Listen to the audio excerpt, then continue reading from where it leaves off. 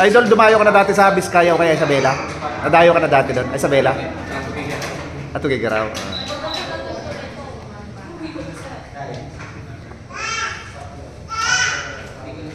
Hindi kaya ta naglaro sa Pacman nung opening niya, no? Naglaro ka doon? Sa Pacman, sa Show Boulevard. Yung bagong open, Pacman Ski Club. Ay, hindi ba abot?